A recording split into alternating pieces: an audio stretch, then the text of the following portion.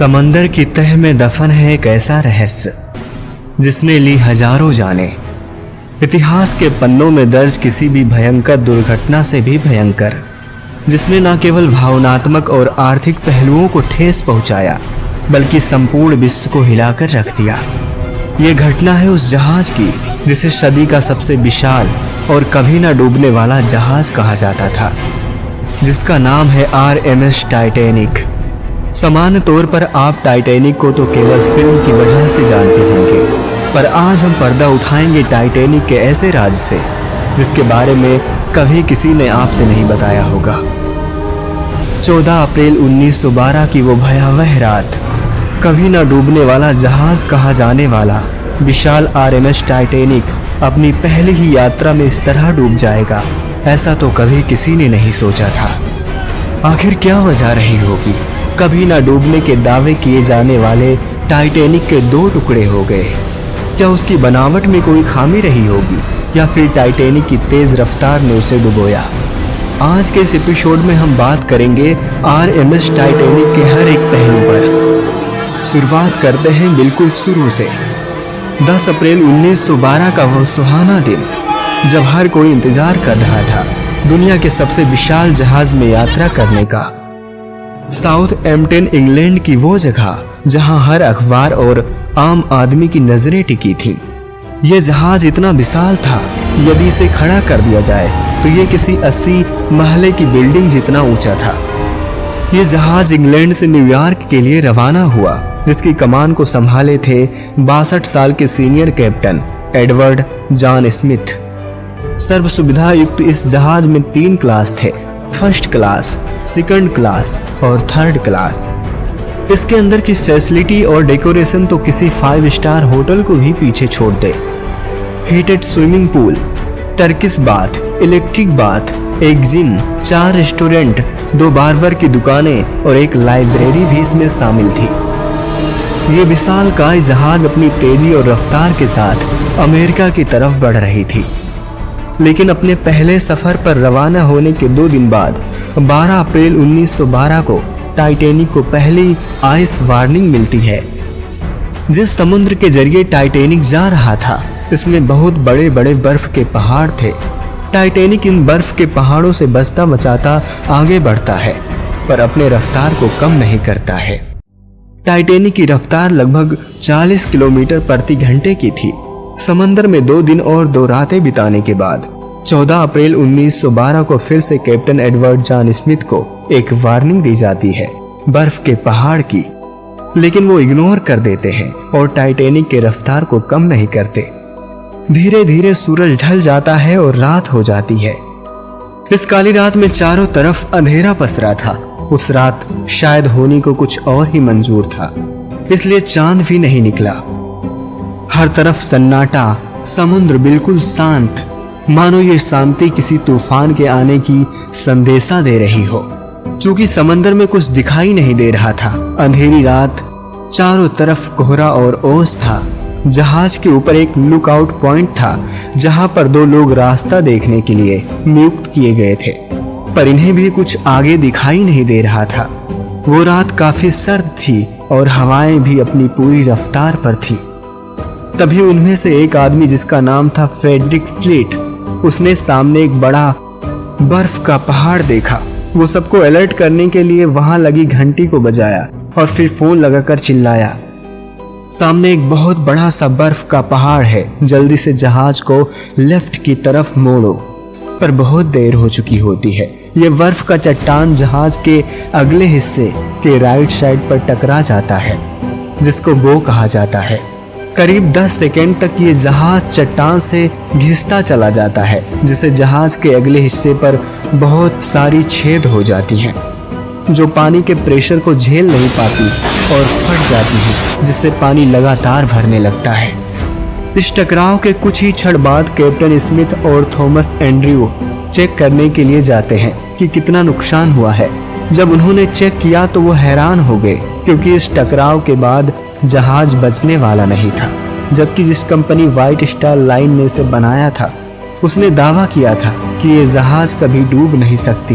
इनमें 2 main safety feature थे। जिससे ऐसा माना जाता था ये जहाज कभी डूब नहीं सकता। जहाज डबल बॉटम हल से बना था, जिसका मतलब था इस जहाज के तल को 2 लेयर से बनाया गया था। अगर एक लेयर फट भी जाए तो दूसरा बचा लेगा। और दूसरा जो रक्षा कवच था वो ये था, इसमें 6 अलग अलग कंपार्टमेंट बनाए गए थे। 6 में से अगर 4 में भी पानी भर जाए तो भी जहाज तैरता रहेगा। लेकिन इस बर्फ के पहाड़ से जो टकराव हुआ था वो इस जहाज के राइट साइड में हुआ था। वो जो डबल बॉटम का लेयर था वो किसी काम का नहीं रहा, क्योंकि ये जहाज के तल वाले पार्ट में लगा था। साइड से तो सिंगल लेयर से ही बना था। और दूसरा जहाज डूबने का सबसे बड़ा कारण बना वो ये था कि ये जहाज लगभग 6 कंपार्टमेंट तक घिसता चला गया। इस वजह से 6 कंपार्टमेंट में दरारें और छेद हो गईं और इसमें पानी भर गया।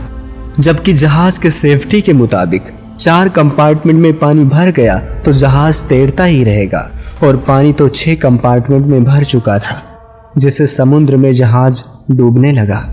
टकराव के तुरंत बाद कैप्टन जॉन स्मिथ अपने साथियों से कहते हैं कि रेडियो से सिग्नल भेजो कि हमारी जहाज डूब रही है, ताकि जिससे कोई आसपास जहाज हो तो हमारी मदद कर सके। सीनियर रेडियो ऑपरेटर जेक फिलिप्स लगातार सिग्नल भेजते हैं पर कोई रिस्पांस नहीं मिलता है। ऐसा वो 20 मिनट तक लगातार करते हैं। फिर इसके 20 मिनट बाद RMS कारपेथिया जहाज जो टाइटैनिक के सिग्नल को पकड़ लेता है, लेकिन उसकी दूरी टाइटैनिक से लगभग 107 किलोमीटर की थी। अगर ये अपनी पूरी रफ्तार पर भी टाइटैनिक की तरफ आएगा तो इसे टाइटैनिक तक पहुंचने में लगभग 3.5 घंटा लग जाएगा। लेकिन क्या 3.5 घंटे तक टाइटैनिक बचा रह सकता था? इसके बाद बाकी के क्रू मेंबर बचाव के लिए आसमानी रॉकेट छोड़ते हैं ताकि कोई देखे तो उनकी मदद कर सकते, पर दुर्भाग्यवश RMS कारपेथिया के अलावा इनके इस गुहार को कोई और नहीं सुनता। तब कैप्टन ये निर्णय लेते हैं कि टाइटैनिक में मौजूद लाइफ बोट्स के जरिए जितने लोगों को बचाया जा सकता है उन्हें बचा ले। पर चूंकि ऐसा माना जाता था कि ये टाइटैनिक कभी डूब नहीं सकती थी, इसलिए इसमें उतने लाइफ बोट्स नहीं थे जिससे सभी लोगों को निकाल लिया जाए। टाइटैनिक में लगभग 2200 लोग मौजूद थे, जिसमें करीब 700 लोग ही लाइफ बोट्स के जरिए निकल पाते हैं। टाइटैनिक 2 टुकड़ों में टूट जाता है और धीरे धीरे समुद्र में समा जाता है। जो लोग तैरना जानते थे वो भी मर गए, क्योंकि समुद्र का तापमान -2 डिग्री सेल्सियस था, जिससे जो लोग बचने की कोशिश भी किए वो भी ठंड की वजह से मर गए। RMS कारपेथिया भी करीब 3.5 घंटे बाद पहुंचा, पर वो भी कुछ नहीं कर पाया क्योंकि जहाज डूब चुकी थी। लाइफ बोट्स में सवार होकर जो लोग निकल गए थे उन्हें लेकर वो वापस चला आया। इसके बाद कई रिसर्च और कई इन्वेस्टिगेशन कराया गया, जिससे एक बहुत बड़ा खुलासा हुआ। कैसा लगेगा जब आपको पता चले कि उस रात टाइटैनिक के बेहद करीब केवल 30 किलोमीटर पर एक और जहाज मौजूद था, पर वो नहीं आया बचाने के लिए। उस जहाज का नाम था SS कैलिफोर्नियन। जब उसके कैप्टन से पूछताछ की गई तो उसने बताया कि जो मेरे जहाज का रेडियो ऑपरेटर था उसने रेडियो को ऑफ कर दिया था, जिससे हमें सिग्नल नहीं मिल पाया। उन्होंने रॉकेट को उड़ते हुए भी देखा, पर उनको लगा कि सिर्फ इस जहाज में अमीर लोग ही सवार हैं, शायद वो पार्टी कर रहे हो।